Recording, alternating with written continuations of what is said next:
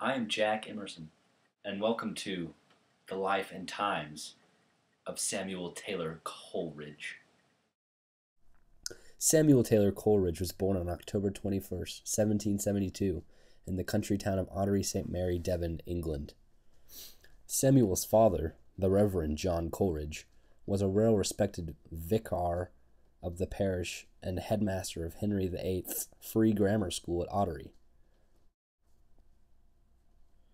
Samuel considered himself a lonely kid, often choosing to stay at home and read rather than go play ball with his friends. On the death of his father, he was sent to school at Christ's Hospital in London. He stayed here for most of his childhood, studying and writing poetry.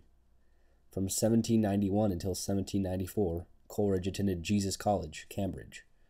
In 1792, he won the Brown Gold Medal for an ode that he wrote on the slave trade. Later there, he met his future wife, Sarah Fricker. Their marriage was not a very happy one for the most part, but it did last until his death. He met William Wordsworth in 1795, who once proclaimed him as the best poet of the age. After their joint publication of lyrical ballads in 1798, Coleridge and Wordsworth went to Germany to begin studying German philosophers and critics, such as Kant and Fichte, which helped alter their thoughts regarding philosophy and religion. Coleridge was prescribed laudanum due to attacks of rheumatism, and he quickly became addicted to opium. His critically acclaimed poem, Kubla Khan, was actually said to have come from one of Samuel's opium-induced dreams. Nevertheless, he realized that the laudanum was more evil than the diseases it failed to cure. The beginning of the 19th century was a very dark time for Samuel. In the next 30 years, things started getting better, but he was under the constant care of a doctor, and his writing became darker and more gothic.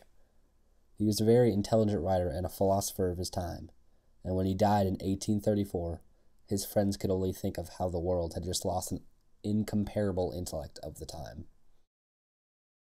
Now, most of you have probably heard about this guy from reading about him in Dr. Tarkington's class, The Rime of the Ancient Mariner. Very interesting poem, to say the least.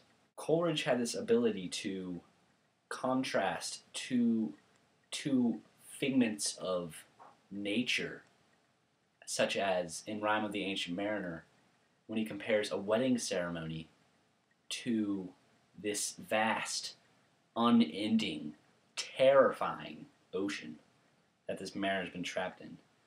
And Coleridge uses this contrast and compares these two things and includes them in the same thing, whatever, in order to express the true beauty of nature. And you could very easily compare this to the immensely riveting TV show we have watched in and out of our history class called Civilization. The host, standing in this beautiful, sleek, perfect, seemingly perfect Rococo home, and then he just kind of gallivants himself out to a wild ocean with waves crashing into rocks, and this crazy music is playing, and that's the kind of thing that he's trying to say, is that these two things are just right next to each other, but it's still beautiful, and that's the point he's trying to get across in his poems. And then the mariner is done telling this story to this wedding guest, complete opposite kinds of people, a wedding guest and a mariner with a long gray beard and a glassy eye, and he's done with this story, and the wedding guest is just like, what?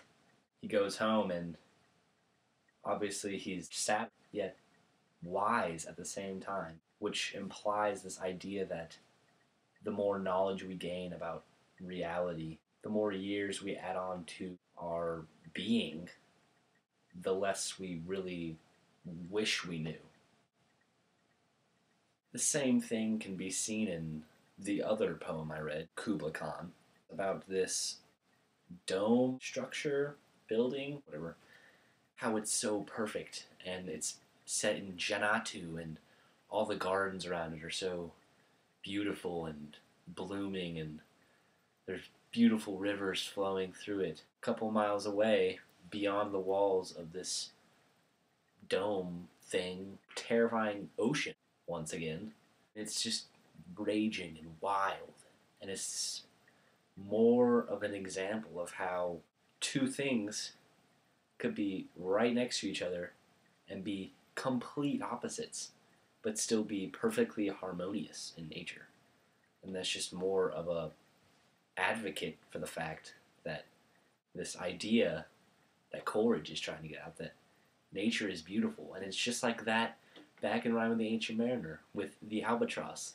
This man rather pointlessly shoots an albatross, and look where it leads him. He gets attacked by spirits from the ocean and zombies of his dead crew.